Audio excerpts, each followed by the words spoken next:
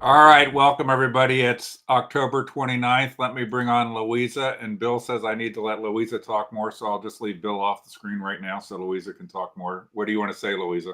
Happy Halloweeny. Okay, now I'll bring Bill on because now I've let Luiza talk as much as she needs to on this. And so we're going to get rolling here. I do just want to say I put in the text chat the link to YouTube. And somebody then said, why did you, do you want us to watch it on YouTube? Here's what I want is that Luiza accidentally sent out the link to, I guess, some group of people. That's the speaker link, not the watch link. And so we've had a couple people come on and not know where they're at because they go into like the green room for this. And so we're going to wait. And if during the call somebody happens to come on that way, then what we'll do is we got to play it straight, guys. I'm just going to bring them on and say, we're ready for your, thank you for coming. We're ready for you to begin your presentation. And just let them go. That was funny, Bill. You didn't have any reaction to it whatsoever. Sorry, I'm sharing this link out. Okay. Sorry. Share it to Greg Simpson. Here's what we got to do. We need to somehow share it to the insider group. And then maybe one of them will accidentally come on the wrong thing and we'll just put them right on. Hey, hi, David Painter. How you doing? Thank you for joining us. Okay. So tonight, let me put this up here. We've got like a couple different things we wanted to hit on, kind of three areas. The 2024 election, although we've talked a lot about it. So, I think Luiza's probably shifting a little bit and maybe starting to get pretty excited about Kamala's campaign. But I think Bill and I are pretty solid on not switching her at this point in time. But we'll get to that. And then Bill wants to talk. Well, we're going to talk some, but mostly Bill about Bill's very passionate about the stupidity of the Milford exempted village school district, and their part of which is their constant need for more and more money. And then I might say something about West Clermont. And then, I like to have always focus on things that are going on in the justice system that we're aware of. So there's some topics on that we're going to talk about. So we're going to start to talk about with issue 1. And Luiza, you were really, this kind of election thing. You wanted to talk specifically about issue 1, and I said we talk about issue 1 like every call. Have you switched your position on issue 1? I think you were a yes on it before. And oh my gosh. So bad. He's only confusing our followers. You're starting to sound like a liberal. Stop confusing our followers. I'm starting to sound like a reporter. Like, words into your mouth. Okay. Luiza has always been against issue 1, but she wanted to talk about it. She has a prepared set of remarks. Go ahead and begin your remarks. All right. So first of all, I want to say that we are a week away from the general election. I still had people coming into my shop today that were confused about issue 1. People are watching these commercials on TV that are very confusing. Let's not be confused, Republicans. You need to vote no on issue 1. Issue 1 is a progressive power grab, okay? What happens is if issue 1 passes, we will not have a say at all who will be appointed commission to draw these district maps in Ohio. So who appoints them? What's that? How do they get appointed then? By judges. Okay. So we don't have a say. We have absolutely no say. So what happens? Dig up your dead relatives, get them to vote no. Just vote twice, vote 4 times. Yeah, vote absentee ballots. I don't care how you vote. Go Democrat on these guys. Let's all vote no. Everybody. You don't have to be breathing. You don't have to have citizenship. Does anybody know what the polling is for issue 1 right now? No. Jim Renacci sent me something. I can pull it up. You guys can keep going, but I think I'm absolutely vote no, but I think it's probably going to end up passing because frankly, this, guys, I put a lot of blame on it to our Rhino insider establishment. Absolutely. That effed up redistricting so bad the last time that they create the environment where libtards can come in and get something passed in the Constitution. Okay, so, but everybody should vote no, but then we should deal with why the commission, as it's structured now, continually F's up on doing the job right. But it's worse if you go issue 1. You know what? They always want to confuse issues. Just like last year in August over abortion, it was a big confusion. And they do that on purpose. So just a reminder, if we have any other issues in the future on any ballot, do your research. Don't be looking at commercials. Do your research. Everybody carries a phone in their hand. Look it up on your phone and do your research, please. But vote no on issue 1. I think it's interesting, these quick stats. Total early vote, 1.7 million, 1.1 returned. This is for early voting. Early in-person, this is statewide, 630,000 overall ballots requested and 630,000 returned. Well, you're mixing something up there, because absentee would be where you request a ballot and then return a ballot. Yeah, that's what the in-person would be when you. I don't know that the same lingo would apply. This is weird. 1.1 overall ballots requested and 504,000 returned. So those are probably mostly the Haitian ballots. So, yeah, requests by age, we have 0.83 million ballots requested of people over 65. So one interesting fact about this election is I believe we have a lot less younger, like 18 to 24.1 million, 25 to 34.1 million, all these. Basically, up until you get to 55 to 64, everything is 0.1 million-ish. And then once you get to 55, 64, it's 0.36. But I think a key thing is the older you are, just an advice, and you're conservative, vote early. Get your ballot in. Something might happen between now and election day. We want to get your ballot in the box. Right. Yeah. So, okay. And if you're going to vote early, go to the Board of Elections down in Batavia and vote early. And I just want to give you heads up. There are some nasty, nasty liberals down there. Mazzucchelli. Specifically by the name of Jen Mason Kelly. She looks like G.I. Jane. You cannot miss it. All right. So what else do you want to say anything else on issue 1 other than vote no? I think at this point, it's kind of like I heard some progressive. No, prognosticator talking about, was it during the Trump thing over the weekend? Like, who at this point is undecided on things? Like, if you're sitting there like, some people just don't if you're really confused, then maybe don't vote. But go vote no on issue 1. But hopefully the Republicans in the House and Senate and the governor and so forth will clean up the process if issue 1 doesn't pass, to not keep creating environments where they get people wanting to make change. That's why the communists did it, right? The czar irritated the people so much that they were willing to accept stupid communism, and then they couldn't.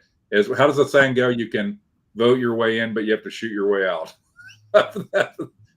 So any event, all right. So I had up here too local races, and I put favorite moment last week. Should have put favorite. I was thinking favorite Trump moment, because it's just like, I guess you could just have your favorite general moment of your life last week.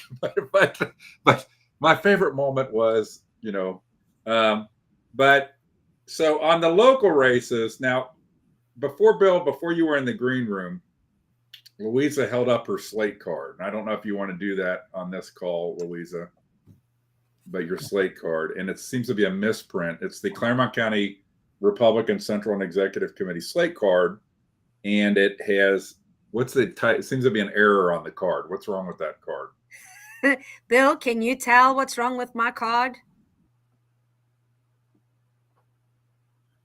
Paid for by the Clermont County Republican Party? No, what's the blacked out name? Oh, I thought you did that. I did. Oh, I don't know what that name is. Do you think I looked at that thing? Well, look at the names. He crossed out Mark DeColvey on there for her own personal voting reference. So he doesn't have an opponent though. So everybody knows. Point. I think that every Republican in Clermont County is going to easily win, no matter what. Okay, I don't think it's even. Give it another term or two at the current course and speed, and they'll start not winning. Yeah, because of the absolute negligence towards the western side of the county that's taking place in terms of engaging with voters in an appropriate and respectful manner. And so, so your undervote, you're going to have an undervote for Mark DeCalvey, but he doesn't have an opponent. It so doesn't if matter. Mark DeCalvey votes for Mark DeCalvey, he'll be elected. Yeah, here's the problem. Let me tell you people out there. Mark DeCalvey, and I am so surprised that people don't even know that Mark DeCalvey is our county prosecutor. But our county prosecutor has failed. He sucks. And in 2028, he's up for re-election. So let's switch it around. Look at this. Watch this, Bill. You never saw this before in your life. Okay. The most important thing, that we need to focus on is everybody do what other people say. Get yourself, bring 10 friends, vote for Trump, vote for Bernie Moreno, vote for the Supreme Court justices, although they'll probably still screw us, but vote for them. Republican on when that. It comes down to the county things, then we can start talking about who's trash and who's not of the Republican candidates, but they're all going to win. They're not going to, I don't believe that. I will give each of you $100 if any Republican candidate doesn't win. Okay. Because I think the demographics of the county right now are still that they're all going to win easily, but give it another term or two and that won't be the case. And if we keep putting up mediocre candidates, if we keep putting up crooks, that'll start to dwindle away. So you're going to undervote to Colby. Everybody knows, because I say it everywhere, I'm going to undervote Painter, Batchelor, Freeman, and Schmidt, okay, because of reasons people probably already know. The shelter being so screwed up, and Freeman and Schmidt because of their Larry Householder crooked money thing and having to drive to Columbus like a dozen times each for them to get them found guilty of their Larry Householder stuff. But, on a positive note, I think it's just really important that we turn out for Trump. We turn out for Moreno. Frankly, that's going to be the two most important races in the Supreme Court on our ballots. The county races are important, but I think the Republicans all easily win those. Undervoting the race, which means you don't vote, you leave it blank. That's a statement. So we'll see, how many undervotes does David Painter get in his race? That kind of stuff. How many undervotes does DeCalvey vote? A lot of people undervote. If you look at the election results, you'll see undervoting a lot, because there's people more than I expected that are just like, when I only see one candidate on my ballot, I just leave it blank out of general principle. That politics isn't supposed to be, communism is one candidate on your ballot. We're supposed to live in a world where there's choices on the ballot. So, okay. But Bill, on the local races, do you have anything you want to add to the local races? No, I'm voting Democrat down ballot. That's how I'm going to send a message. You can only say, Luiza's still on the Central Committee and theoretically allowed to at least vote, not talk. I'm in my purgatory state. You're not on the Central Committee. Could you imagine if I said I was going to vote Democrats down ballot? You'd be suspended. Oh wait, I'd be like more suspended. Double secret. I have never actually voted for a Democrat. Never. Okay. I don't know. I haven't either. On a blank, like undervoted. Well, but I've never voted for you. Are you a Democrat. I'm not saying that I wouldn't ever, because let's say that my choice was between Kamala Harris and Tulsi Gabbard, and Tulsi Gabbard was still a Democrat, I would vote for Tulsi Gabbard then. You know what I'm saying? If my choice was between Liz Cheney running as the Republican and Tulsi Gabbard running as the Democrat, I would vote for Tulsi Gabbard. I would 100% agree with that. So, all right. So anything else or favorite? There's a lot of stuff going on. What did you do? A lot of stuff. I just put this favorite moment thing on here just real quick, and then we'll move on. Anything stand out, because there were just so many memorable moments with Trump and stuff this past week.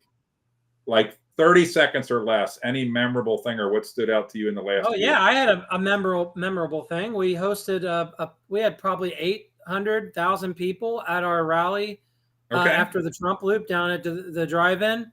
Okay. Anybody want to take a wild guess how many county officials there or GOP members that were? Well, I saw Adam Byrd there. Adam Byrd was one of the videos. He's it. That's it. That's it. I mean, it just tells you how pathetic. I have never seen one time. I can't remember which one it was. Only one time, like, you know, all the honking waves. I haven't done that many honking waves this time, but last time I did a shitload of them, and only one time did a county official ever show up at any of them. I blame it on you. It might have been Bonnie Batchelor. I have trouble. I blame this on you. Because of these podcasts. I've been chastised, ousted. I think you were chastised before that. Probably. I mean, I had nothing to lose. That's why we're here. We are the troublemakers. Sorry. Okay. You're on the same. Luiza, any big memorable moment last week you want to hit on before we move on? Yeah, I mean, we had a great turnout at the Trump, and I actually think that the Loop 275 Trump train was bigger than a few weeks ago. Definitely hundreds. Yeah. Okay. Yeah. I mean, so it was a good time. Okay. Sorry, we didn't get to knock on any doors. Yeah. Sorry. My memorable moment, I don't know, is that I listened to the whole 3-hour Trump thing the morning after, like doing work around the house with my earbuds in and out in the yard. And so I just love everybody hating on Trump and then listening to him and just being able to be a regular guy with Joe Rogan and then doing the thing, 2 days later in Madison Square Garden. It's just like, it's just the delusion that people have to hate Trump is just like nothing. It's a mental illness thing. It is not based in any reality or any fact. It is. And it's just sad. But I'm hoping that the way it looks, that with the direction. I just read an article that on Reagan, Carter, the polls were tied like 4 days before the election. So the polling in Reagan against Carter was very close. Carter, but those were two pretty competent candidates. Kamala Harris has the competence of a broomstick. Right. I mean, she really is dumb. I mean, I watched a video of her stating that I have a big stick and I'm going to arrest school parents that have kids that are truant. Like, she went on this big thing when she was a prosecutor out in California, arresting parents that were because their kids didn't show up to school. Right. Like, oh, it's not the kid's fault; it's the parents' fault. We're supposed, but you can't drag your kids because you can't put your hands on them. But they can refuse to go to school, and you'll get arrested. So there was an interview. They run school levies on. If you don't pass this levy, you're not going to have buses. Okay. So hold on here. Moving on. Before we move on with the next thing, I do want to put up here Robin's thing about how Loudon is important to vote for. Okay. So for state school board, and that's one of the only races that doesn't have the party next to it on your ballot. Everything else pretty much has the party next to it or is unopposed. So it's not that hard to figure out who to vote for. Now, the next thing we wanted to talk about is school stuff. So, Bill, this is what you wanted to hit on. You're very passionate about the Milford school stuff, and I think wasn't it that I think what I remember you last saying is that you're for all tax increases for Milford schools because it's about the children. Yeah, so I'm a yes voter. I just gotta go ahead and confess right now. I'm a closet yes voter. I'm a closet yes voter. I lost my mind and decided that I don't care about the community, the elderly, the working class. I'm just all for raising taxes. So what's your hit on? What are the key things you wanted to hit on about the levy or the income tax, or what's wrong with Milford schools and why won't more taxpayer dollars fix it? So the core reason what's going on with Milford schools is you've got board members now that don't understand fiscal responsibility or care about fiscal responsibility. They really don't. They portray themselves as, we just need more money. Just like most Democrats throw money at the problem and the problem's fixed. Guess what happens when you do that? You got to throw more money and more money and more money because you don't address the root issue. And the root issue is the school district does not know how to budget properly. They don't know how to budget for maintenance. For many, many years, the high school has been left not maintained because they had $45 million general fund surplus. And all that's because they had to do all these renovations at once. They had to get everything done. And now we're at this, we went from a 45, 50, $60 million surplus over the last several years to we're potentially going to be a fiscal watch after, mind you, passing a bond levy for the middle school. So the root problem is, like, you look at Goshen. Goshen has had an EIT for many years. They haven't had an operational levy in modern history. So EIT, earned income tax. Correct, Right? earned income tax. People might not know. So Milford has had, how many has it been here? 9 forever levies and 3 bonds. So forever levies mean that we have this operational levy. It goes on the ballot. We approve it. It ups your mills, means you have to pay more in property tax. It affects. So when you're paying your property bill, like me, I live in Milford Schools, and the last house I had was up to $9,000 a year in property tax. I had also 2 other houses in Milford Schools that I was paying. I was paying $16,000, $17,000 a year in property taxes total amongst all the properties I had. That's insane for Milford Schools, especially when you look at the test scores, the liberalism that's injected into the agenda of education, where they say, oh, that's not really happening. But you walked up to Boydie Smith. I have a picture. This is a real story. You walk up to Boydie Smith, and it's got pride flags in the art window. That's true. This isn't made up stuff. Well, that's just build conspiracy. Well, so I think the key thing is that I'm going to keep using Dan Bongino terminology, but I don't always agree with Dan Bongino, by the way. I don't agree with some of the stuff he's saying now a lot on this radio show, but you have to accept that they actually hate you. That these people that claim they love you, they actually hate you. And these people that claim, and hopefully we're seeing at the beginning of some pendulum swinging back, and hopefully it swings back further. I was just listening to something, what I was listening to yesterday, something where it was gay and LGBT people that were supporting Trump because they were like, they're not into all this crazy shit. They don't need their stuff to be jammed in everybody's face.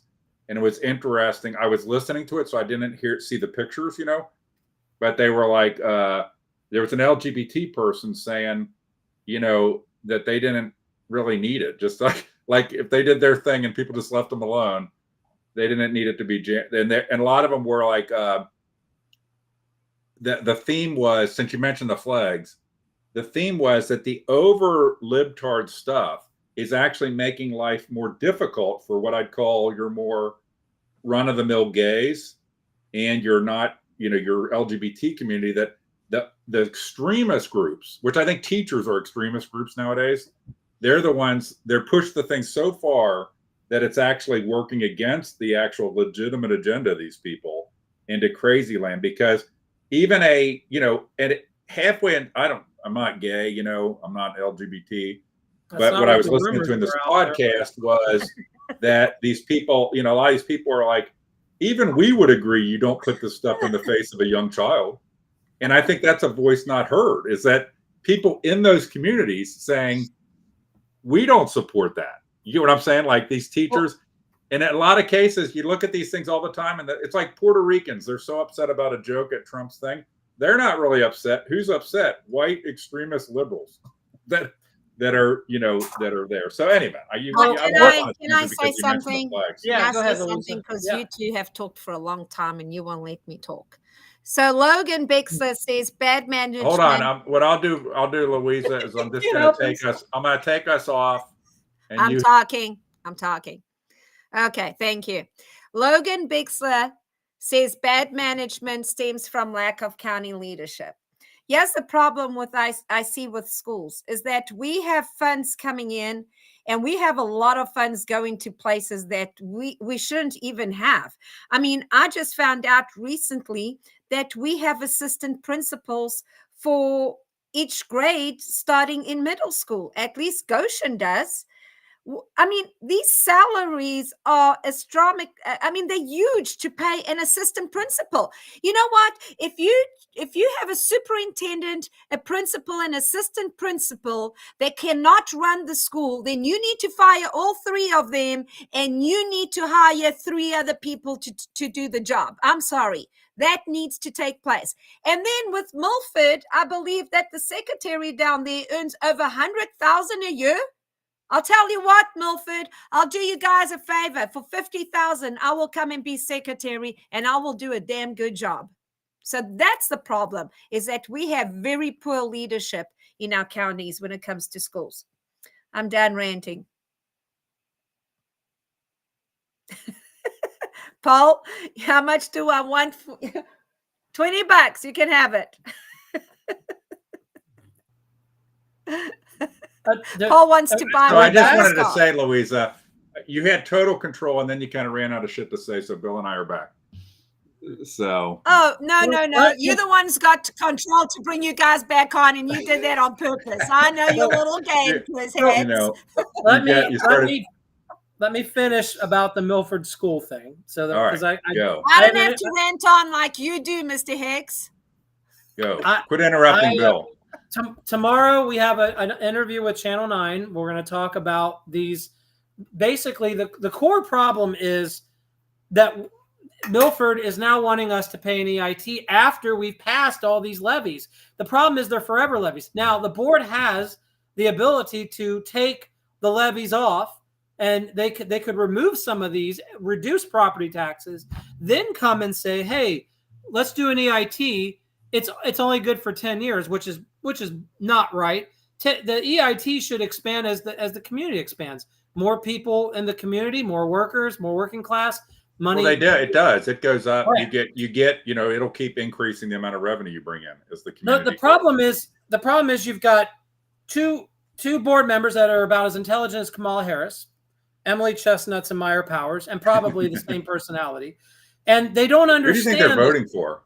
Oh, I can promise you. Oh, Kamala Harris. The entire board is voting for Kamala Harris. And you know what? Here's what I said.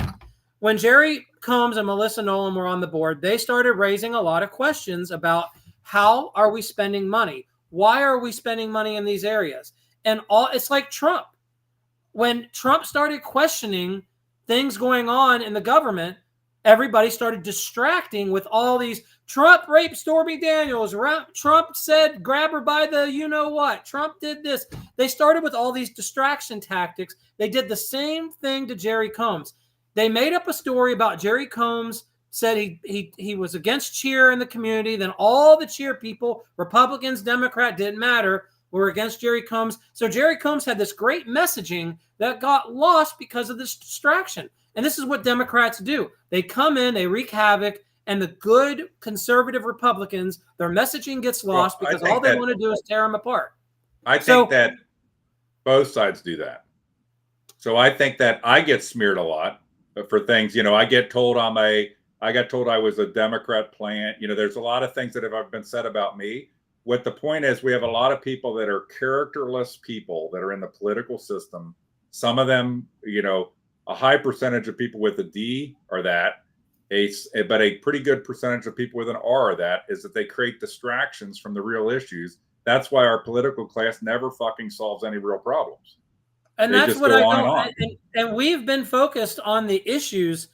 We're not going to just approve an EIT, 1% income tax, because the district truly has not come forward with what I feel a very fiscal conservative plan. They have ideas, but they haven't shown me. One thing that they did, just a perfect example, one is the gym center, the rec center at Milford High School that was built. Keep in mind, we did not agree to that. We agreed to build a new middle school, but nowhere in the community forums did we, and the CAT team, did we agree to build that. The answer from the community and all the work we did was no, we don't want to put that money in. We want to just focus on the middle school. What does the district do?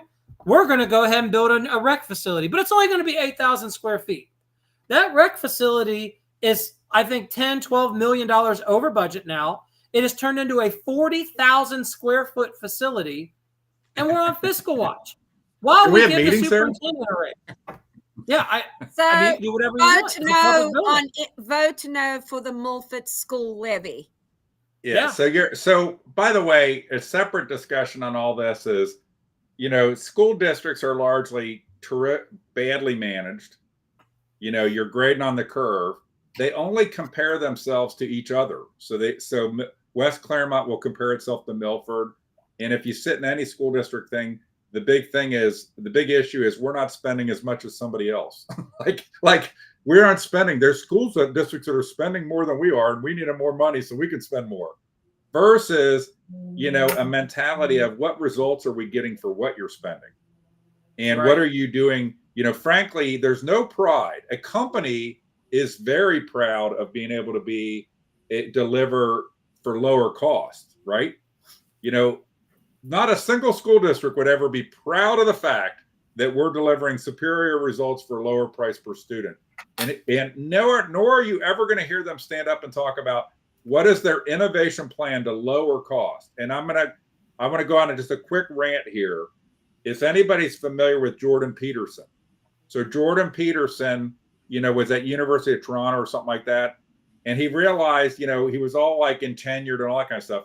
He started putting his classes online on YouTube. Then he realized after a year, he was more powerful than the whole university. And based on the base he had built up just on YouTube.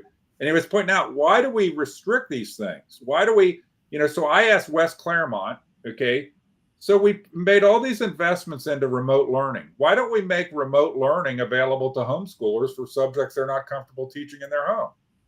Like that, are not able to teach, And it's like, God forbid we would actually collaborate with homeschoolers, that we would actually, or that we wouldn't just throw away the investment. Could you imagine, Bill, in a corporate environment that you put in, because IBM had this stuff, you spent because of COVID, a shitload of money on remote learning. And then when it was over, you just kind of threw it away. Oh, what the hell? Like, we don't. Right. No, you'd figure out what worked and what didn't work, and you'd still try to leverage. I'm against remote learning in general for kids, but I'd still try to figure out what worked and what didn't work, and not throw away everything, because there's a lot of circumstances in which I think it can be valuable. And there's certain kids that they would do better at it than they would in person. So any event, what else, on the West Clermont levy, that's on the chart also. And, that's not on the ballot. They're wanting to put that on the ballot. And let's see if they do. It's going to cost, it's a special election. It'll cost like $100 and something thousand.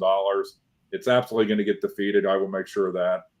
And I'm just so sick. The West Clermont plan is to do a property tax increase. And I am just so sick of these disingenuous, hypocritical school people getting up there saying the system is unconstitutional.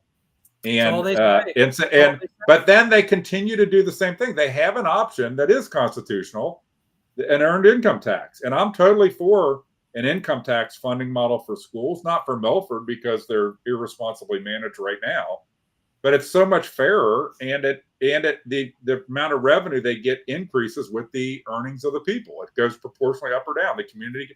So think about it theoretically. If I have a school that's on an income tax basis and I enable my kids, then they stay in the community and they go to work afterwards and they earn more money and there's better jobs, I get more money into my school district. Because the wealth of the community directly translates into the income tax that they're receiving. Let me tell you what I'm sick and tired of. We are 8 weeks, 10 weeks into school. My grandson started kindergarten this year. And I am sick and tired of seeing all these damn fundraising things that we need to do. I hate that shit. Oh my gosh. And then they have the audacity to send us the count that we just did for a book fair. I mean, God, the first week of school, the second week of school, we had a walkathon, and there goes more books selling, And then what really irritates me is they send all this paperwork home saying your child is really excited to buy his own book. Who the hell gave them permission to talk to my child about wanting to buy a book or not? I mean, they entice these kids to entice their parents to donate, because if you don't, the kid's going to be. Well, the key point is it's public schools, and it's true. They have all these things about a funding model that gets money for things that's beyond I went to public school through the second grade, and I don't remember any fundraising shit.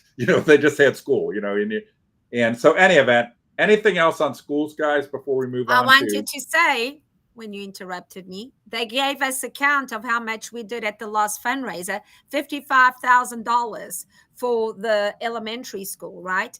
And then they send a paper home saying that, this $55,000 goes for things that teachers do, field trips and stuff like that with the kids. But next week starts the parent-teacher conference, and we would like to know, since our teachers work so hard and so long, we would like to know who would like to donate a dinner to their teachers. I'm going, what? You just said you made $55,000. You can't tell me that you can't give them a dinner? Before we move on, my stepfather is a retired Withrow high school teacher and a curmudgeon in every meaning of that word. And if I talk to him about it, he'll say that he never felt like he was underpaid as a teacher, and that the job gave him a lot of flexibility. He had like 3 or 4 rental properties. And if you were a go-getter and you had time, in this, and he said the biggest thing that bothered him in schools was that all of the teachers that quit but still taught. And what he was meaning is they basically gave up, but they still go through the motions and they don't really care anymore. And so any event, there's just a lot of problems with the schools and money. I think the biggest thing is a lot of times money's not the issue. I'd be all for money for these schools if they showed me something, if they showed me something innovative, something creative, something that was really going to, change the envelope. Okay. So the last topic is around justice last week. And I just had 3 quick little points that I put on here. You guys may have others, but the guy, Roger Vogel, getting arrested at the shelter, the guy with the Trump hat in line for early voting, and the CCRC assault case. So, the first one, the Roger Vogel getting arrested at the shelter, you guys have probably seen it. We have not talked about it, Bill and Luiza. I don't think we've talked about it. No. But, the idea that this guy got arrested for this, and he didn't get arrested, really, he got cited. So he got a summons, they didn't take him in for processing and so forth. But it's almost, I just put it in the category. I'm not too harsh on the guy that reported him. What I think is the shelter has become a PTSD environment for the paid staff, for the volunteers, and for the dogs. And it's just a mess, and it's going to keep getting worse. And it's just more and more antagonism between them. But if you go watch the video on my Facebook page, it's just unbelievable that anybody would charge this guy with something for what he did, which was basically throw his vest back to the guy. And it looks like it might have hit him a little bit in the face. But it'd be like if you threw a T-shirt at me and I charged you with disturbing, disorderly conduct. You guys have anything to say about that? Well, I'm the childless cat lady, obviously. Okay. Yes, my butted, who never wants to be close to me, and now she's rubbing up here. All right. She heard us talking about the animal shelter. Yeah, she knew, so she came about. Cat butt. That's exactly what it was. She had a cat butt facing the camera. The animal shelter, you know what? Nikki, sorry I didn't call you back, but I'll call you back. That's a disgrace. And I think that Bonnie Batchelor and David Painter is going to feel a hard pinch during these elections. I think there's a lot of people that are upset about this matter. So they need to do something really fast. So I was going to plug at the end of this, but, on Saturday at the Milford Library, there's a thing going to be a roundtable event for the community about the animal shelter. And I have I'm not going to say who, an excellent panel of people going to be there. It's going to be good. So tell your friends, if you care about animals, my wife said, too bad that I don't think the library lets you bring animals in.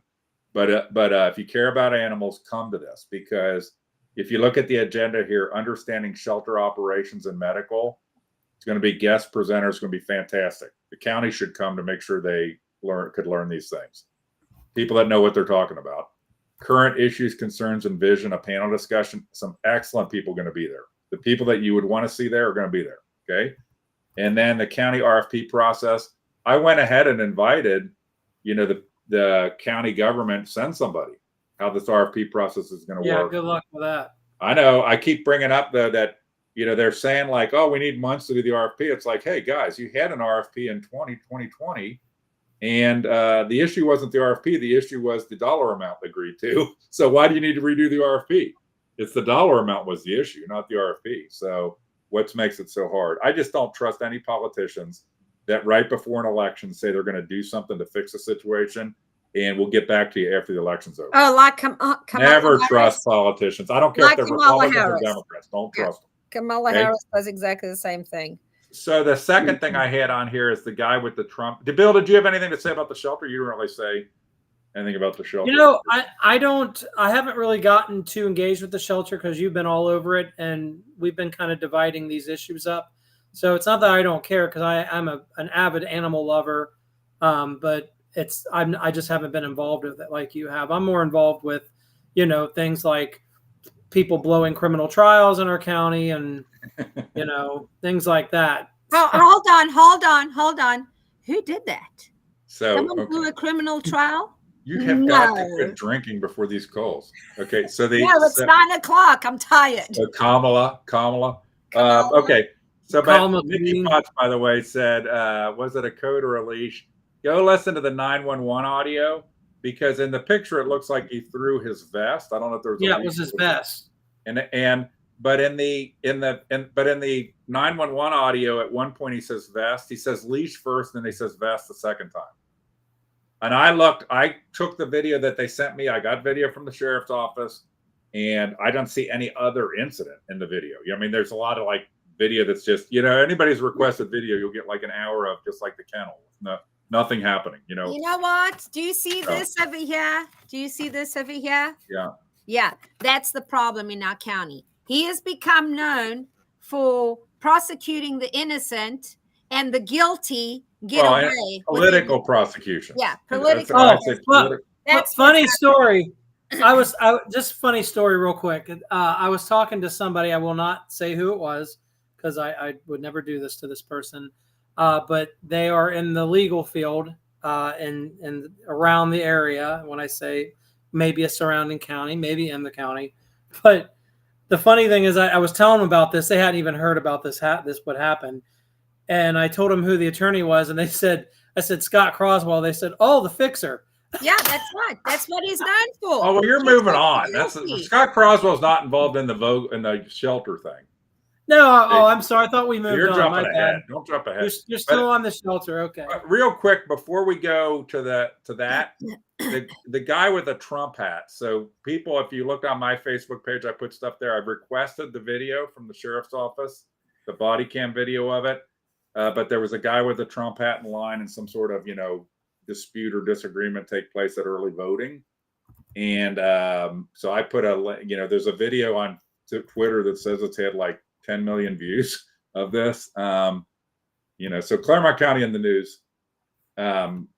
So, do you guys, before I say anything, do you guys want to say anything about that situation? Yeah, good for him. You know what? It's about damn time Republicans stand up, because liberals and Democrats, whatever they want to call themselves, they don't have an issue standing up and telling everybody to F off. So good for him. If we only had more Republicans that stood their ground just like that guy did, then we would be more unified than we are divided. All right. Bill, you got anything to say about it? Or the liberals will file a fake protection order against him. Do you have anything to say about it? No, I mean, we have this going on in our. Just go to any of the neighborhood, the Milford, Miami, I Need to Know page. Our friend. I won't even say his name. He's become the Voldemort of Milford. If you guys don't know anything about Harry Potter, probably.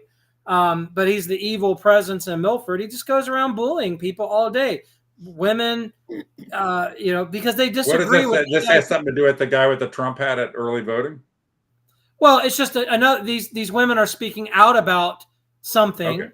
And he's coming and saying, you're an idiot for having an opinion. No, you shouldn't be allowed to have your opinion. Okay, so the Trump hat, the funny part about the Trump hat guy in line, I don't know what the rules are, but if I think, and you've probably seen this on my Facebook page, Luiza, is that,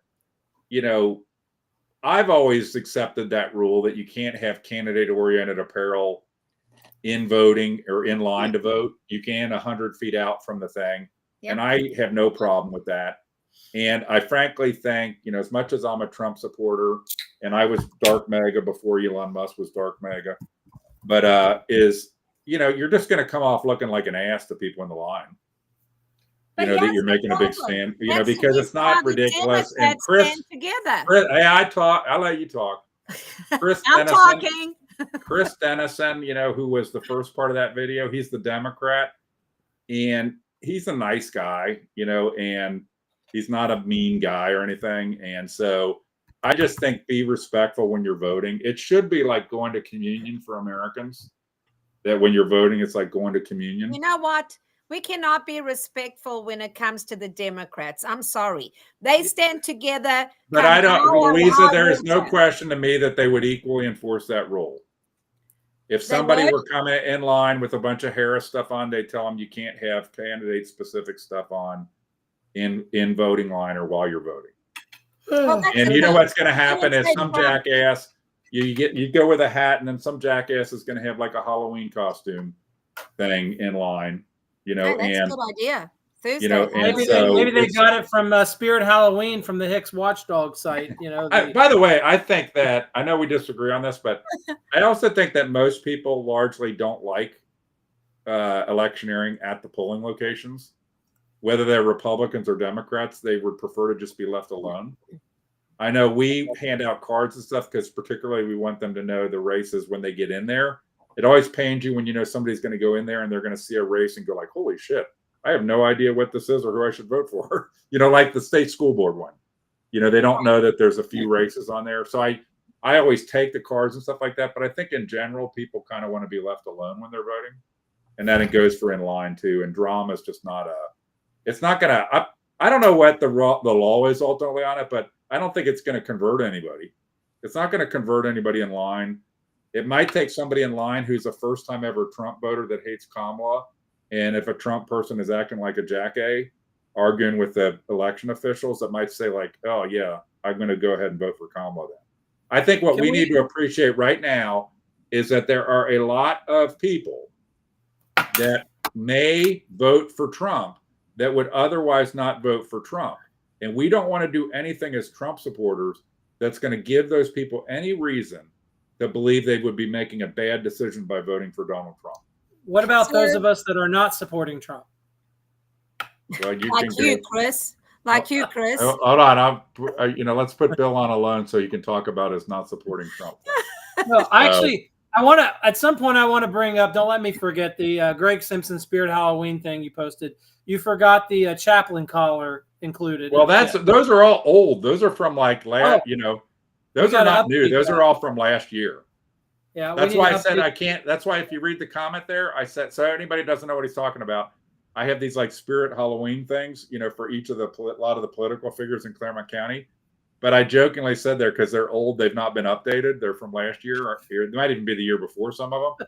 But I joked that I can't get new costumes because the Sears store, anybody who knows the Union Township area, because the Sears store that used to be the Spirit Halloween store now can't be the Spirit Halloween store because it's half effing demoed because of the mall improvement plan from Michael Logue, Joe Dills, and John Becker. That's only resulted in more blight at the mall. I went into the mall. My daughter loves the teriyaki chicken there. And we went into the mall, and I went to use the restroom, and it was so bad. I mean, the mall is just a disaster. I mean, it's disgusting. It's not being kept up. So did you eat something bad before you went in? No. Number I one. Thought you were saying it was bad because you something. No, just even going bad. Number one was bad. I mean, just going in and just taking a pee in the urinal. I had to hold my breath. I'm not kidding. Were you in the ladies' restroom or the men's restroom? The urinal. It's true anymore. They might have urinals in the ladies' room. But no, I'm not kidding. I had to turn my head, take a breath, come back around. Why in the middle of going? I had to hold my breath the entire time. It stunk so bad. I mean, the mall is a disgusting disgrace. You should have gone to the woman's toilet. By the way, before we go on to the last thing that's on the chart, Ed says Trump's going to win no matter what. Issue 1's most important, up for grabs in Clermont County. Okay, so I just want to remind us all. Let's assume in Ohio, Trump is down by 5 points. Work mentally. Trump is down by 5 points of cheating, and you have got to get you, your neighbor, your friends, everybody to vote. Your dead relatives. We got to overcome the margin of cheating. Foreign cousins, anybody. Just get them asylum status. We're not doing an election thing. Okay? Illegals. Legally. Like Melania. Bring some of Luiza's family over from Africa. It doesn't matter. So, okay. So the last thing on that I had on there was the CCRC assault update.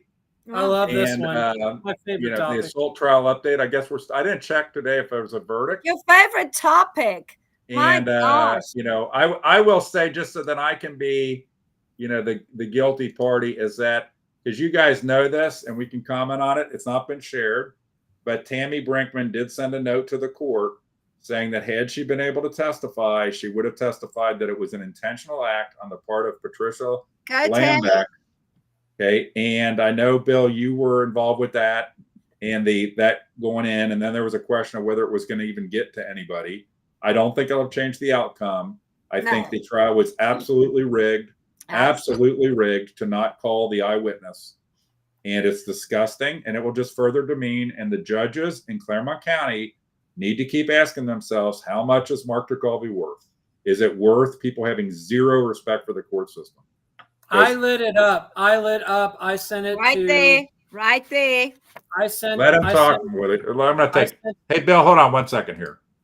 I'm just going to take. Okay, so Luiza keeps mouthing off. Oh no, don't do that. No, because then I'll bring her back. Leave. You just say what you have to say, and then I'll bring her back. Nobody wants to just see the two of us. I can tell you, I've heard the feedback. Get her back. Okay, then it'll just be you. What do you got to say about this? So the most disgusting part of this entire thing was I saw Tammy sent the note. I responded back. I sent it to a couple of judges like Victor Haddad. I sent a note to Paul Camphouse. I even put Sharon Kennedy's personal email on. I was that irritated. And nobody wants to take accountability to get Tammy's letter to where it's going. It's not you're talking to the wrong people. It's not my job. The clerk of court's responsibility, if somebody brings a document to court, it's very simple. The clerk's job is to take that letter and ensure that it is stamped and attached to the file. That's your job. Simple. And I could not just get a straight answer out of the clerk's office.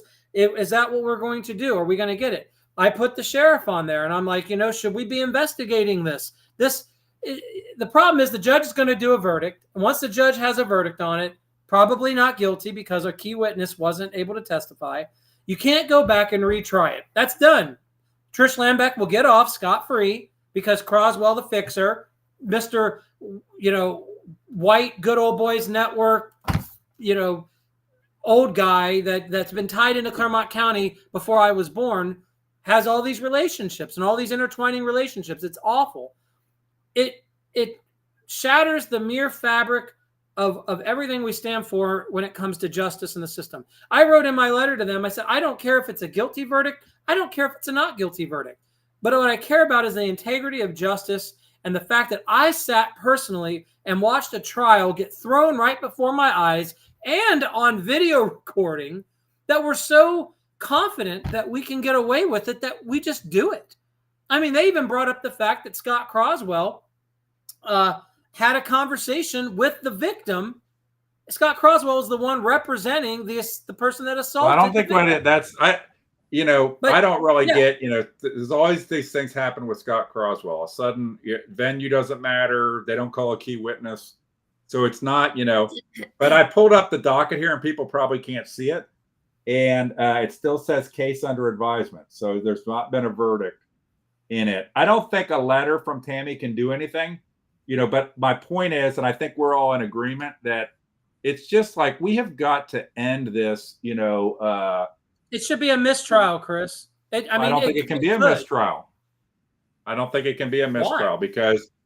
because the person on trial, the real issue is that the person. Oh, that's right. It has to be the person, they have to prove beyond a reasonable doubt. And when you and I when the three of us are on trial, they'll be able to probably figure out how to forget that one. Oh, we'll be J6. Okay, but victims have rights. Victims have rights. The fact that the prosecution did not call the witness That's not the defendant's problem. But doesn't the fact but that don't it's I'll corrupt, have to look this up. it's Doesn't our the problem victim as have citizens rights? that it's a corrupt system. Doesn't the victim in the state of Ohio have rights in the trial as well? Yeah, but not if the prosecution doesn't call key witnesses, that's not the, if you or I, imagine if we had the trial and it was over and it's under advisement and they said, hold on a second here. The prosecution said, hold on, we don't think we did the prosecution right. Let's redo the trial. Can I just say? I think the defense is largely the ones that would say there should be a mistrial, okay? Because something is biasing the court or the jury against the person that's accused, but I'm not a lawyer in case anybody wants to come after me. This is a miscarriage. I don't think the outcome is ever going to be changed. I think that, it just goes to show how much is Mark Turkalve in a crooked system worth? How much do we want? I describe for people, this is kind of the shit that happened in Russia. The Tsar got people so fed up with the corruption and the ineffectiveness that they were willing to accept communism. Okay. So judges, when you ask yourself, hey, why don't people respect us or the court like they used to? Why don't you get a mirror? We should bring mirrors into each of the judges to say, and the mirror should say a thing around it like, here's the reason why people don't respect courts as much as they used to. And it would be a mirror. So every time they hold it up, they see that writing in their own face. Do you know what's sad? It's their own behaviors. What's sad is that they didn't even attempt to hide this shit. Okay. Right. It was in open. It was in open. That's what's the saddest part about it, is that it's so corrupt, it's so crooked, but you didn't even take the time to hide it. Like Mark Turkalve on the PCA thing I had against him, picking the person that would investigate him. Okay. And then that person not interviewing anybody and refusing to talk with me. Look, so that is the kind of justice system we have. I'm sure it's worse or as bad in other places, but I hope some of the judges, when you have the court administrator in the municipal court lied in a sheriff's interview and she gets protected, well, then what does that tell you? What you should have no faith in the system when this happens. Hold on a second. So one in the call today that I had with this person, they gave me some advice. So on the AG site, and if you've ever been a victim of a crime like this, automatic rights, this is on the Ohio Victims' Rights Request Form. And you can file this with the AG. I've got the link. In the document, it says automatic rights. You do not need to request these rights. The right to be informed of your rights. Tina wasn't ever informed. The right to be treated with fairness, respect for your safety, dignity, and privacy. Never done. The right to reasonable protection from the accused or any person. They did give a protection order. The right to information about the status of the case. No, that never happened. Never happened. The right to refuse defense interview, deposition, or other discovery request. The right to object to defense requests for access to your confidential information. The right to be present at all public proceedings. The right to have a support person with you during the public proceedings. The right to tell the court your opinion in public proceedings involving release, plea, sentencing, disposition, parole, and any other hearing that involves victim rights. That one right there, which is on the AG's form, they violated her rights in the trial. Bill, I just want to let you know, that's all largely can be meaningless. Because I have the same issue. So one of the things, if you read down, that's going to be the right to confer with the prosecutor. Okay. And I was on the Mark Turkalve thing. I was specifically not allowed to confer with the prosecutor, and the judge Hines said I wasn't allowed to consult with the prosecutor. So why don't we start filing these victims forms with the AG? Because they ignore them. Then I filed. If you go read the statute, we can do another call on this at one of our things. If you go read the amendment, you're allowed to. It also says you can appeal to the appeals court if your rights are being denied. And our appeals court, our district court, is a joke. Okay, and maybe we're getting close to the end here, but we should be close to the end because we're going on an hour. But I heard something that might have been Elon Musk or somebody saying the last week, and relating to the courts, is we're at a fundamental point of whether our courts are dishonest or honest. Because if you look at all the stuff, let's use Donald Trump as an example. Okay, all the election stuff, there was never a single court that heard the merits of an election case. They all got out of it by saying he didn't have standing, he wasn't allowed to bring the case, that kind of stuff. And right now, the judges in Clermont County, we can't fix world peace. But I tell you what, judges in Clermont County, I think the perception, and it's my perception, I think you guys have a similar perception, is we have a dishonest justice system. And so, especially when it comes to anything involving insiders versus non-insiders. Justice is supposed to be blind. I put this in something I had.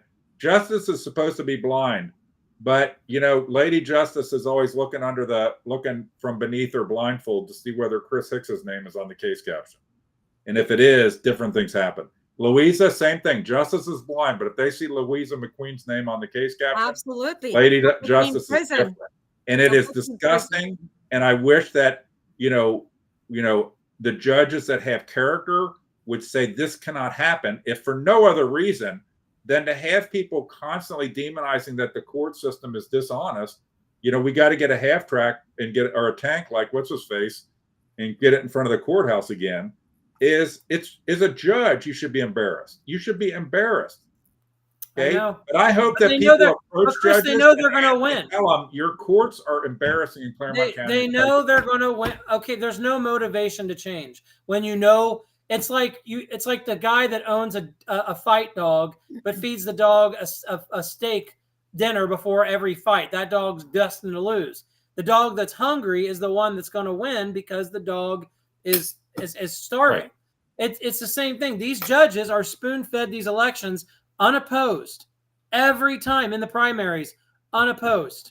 And their loyalty is to the system, not to the people.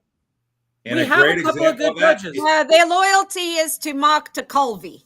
That's where their loyalty is. The system, Luiza. So the Republican system, these Republican judges are loyal to the Republican system more than they are to the people. So let me just add that Mr. Cantrell, who was the prosecutor on this case, when we stepped outside after it was said and done, I asked him, I said, Mr. Scott Croswell in his closing statement wanted to mention that where are all these witnesses? I said, where are these witnesses? We have been talking about this since May.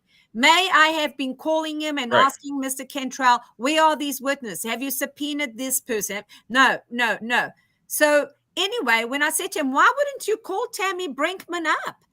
And he goes, well, I knew that Mr. Croswell was going to mention that in his closing argument, and I thought that only you and Miss Tina Tolan were necessary for this case. So and the eyewitness to neither of which were, she was, but you weren't an eyewitness. It's just so stupid. It's like you were trying to help Scott Croswell win. Okay, exactly. So we got to wrap it up. We have to wrap it up. Okay. Back to the dog shelter, Chris. Back to the dog shelter thing, real quick. Yes, sir. I watched the video because I hadn't seen it yet. As somebody that's not even connected into this, just a clean set of eyes with no emotion. Roger tossed his vest back. If they're going to charge him with assault while somebody headbutts somebody, they didn't charge him with assault. They charged him with disorderly conduct. No, that's different. Charge him with anything. He tossed his vest and left. Another thing, when she head-butted her and how they wanted to say that they just bumped heads, wouldn't you have thought that she would have said, hey, I'm sorry, are you okay? No, that didn't take place. What took place was Tina Tolan said, you just assaulted me. And she said, what are you going to do about it? Call the cops? Well, there you have it. Well, so any event, I don't know. It's just, we go on and on about it, and probably we need to get tighter with it so we're shorter in these points. But it's just sad. Okay. And I want to leave us with this, unless you guys have some closing comment.